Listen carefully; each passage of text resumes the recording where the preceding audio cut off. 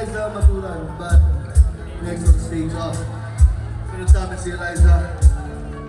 Maraming salamat talaga. Sana huwag kayong magsawa sa amin. Nagpapalas kami ng tulungan para kaya pa namin gawin ito 24 years ulit. Okay lang? Salamat sa mga sumuibay, sumunod natin. Salamat sa mga kumakanta. Sa 24 years namin magkabanda.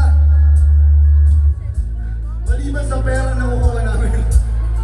Pinakamasaya nakikita namin pag may mga tao kumakanta ng kanta namin. Ibig sabihin kahit paano may nakontribute kami sa music industry. Kaya maraming salamat sa mga tao kumakanta.